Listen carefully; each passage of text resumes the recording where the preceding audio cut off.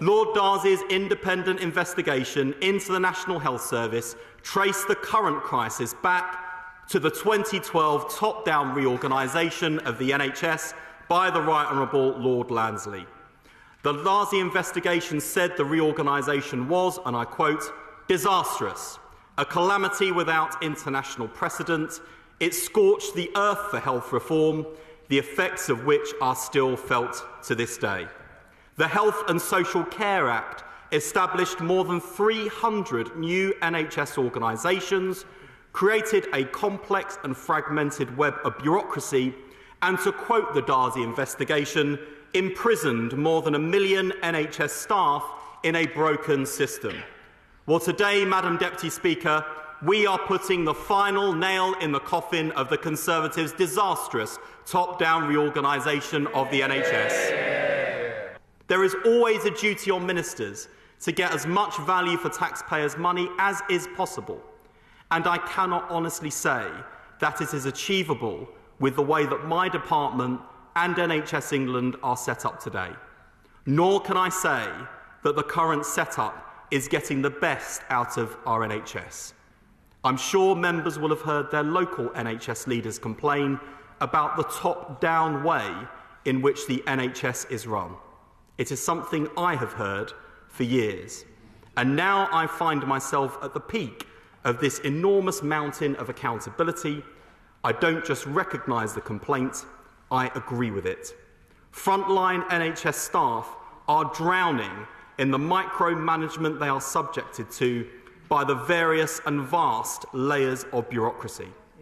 In the Hewitt Review, the former Health Secretary, my right honourable friend Dame Patricia Hewitt, reported that one local service was required to send 250 reports and forms to NHS England and the Department of Health and Social Care in a single month. That is time and energy that is not being spent delivering care for patients. Work has already begun to strip out the duplication between the two organisations and bring many of NHS England's functions into the department. NHS England will have a much clearer focus over this transformation period. It will be in charge of holding local providers to account for the outcomes that really matter, cutting waiting times and managing their finances responsibly.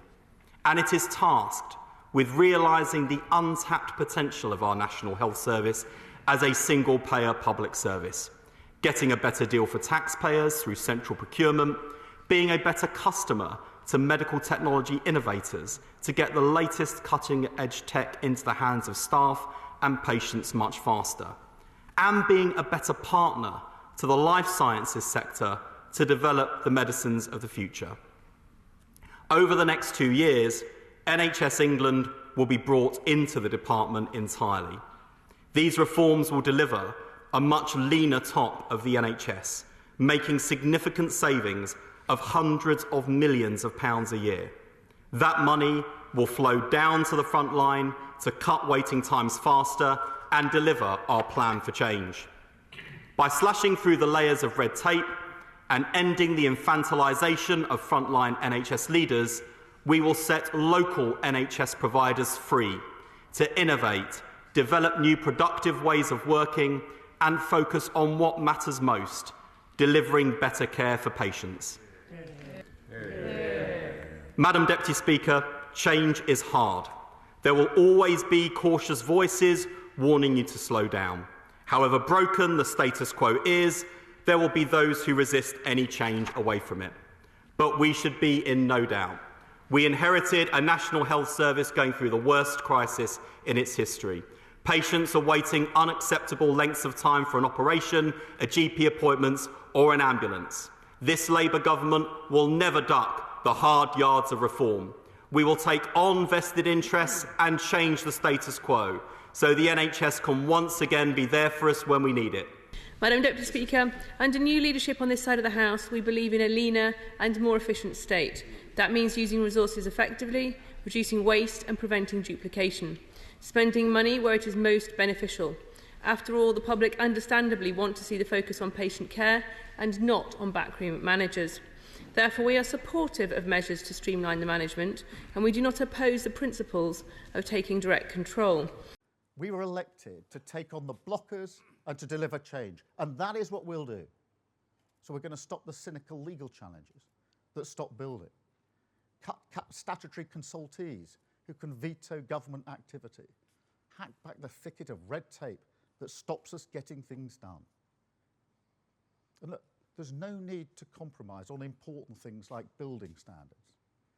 And there's no good reason that building and nature have to be pitted against each other on every single site.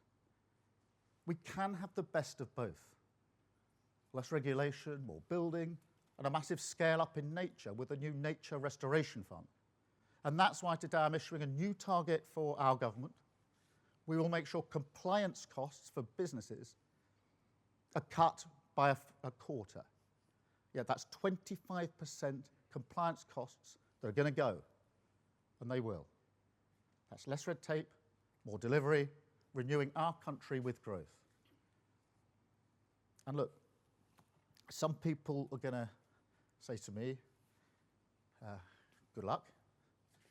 We've heard all this before, and we've heard some of that already this week. And to some extent, they're right, because the Tories did talk tough and failed to deliver. But that raises the question, why is this time different? What was that all about? First, as ever, you can't discount the chaos that we had under the last government. Then there's the ideology. They never really believed in getting Britain building, didn't believe in the power of government, which I do. Quite happy to be enfeebled by regulation. But I think there's something deeper about Westminster politics here, which is really important for us to understand, which is there's a knee-jerk response to difficult questions, to difficult lobbies. And the response goes like this: let's create an agency, start a consultation, make it statutory, have a review, until slowly, almost by stealth, democratic accountability is swept under a regulatory carpet. Politicians almost not trusting themselves, outsourcing everything to different bodies because things have happened along the way, to a point where you can't get things done. And I accept that all parties have done a bit of this, including the Labour Party. And therefore today's got to be a line in the sand for all of us.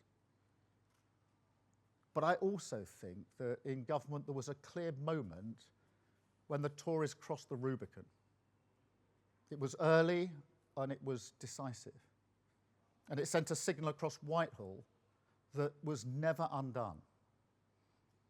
So today I'm going to reverse it, because I don't see why decisions about £200 billion of taxpayer money on something as fundamental to our security as the NHS should be taken by an arm's length body, NHS England. And I can't, in all honesty, explain to the British people why they should spend their money on 2 layers of bureaucracy. That money could and should be spent on nurses, doctors, operation, GP appointments. So today I can announce we're going to cut bureaucracy across the state, focus government on the priorities of working people, shift money to the front line. So I'm bringing management of the NHS back into democratic control by abolishing the arm's length body NHS England.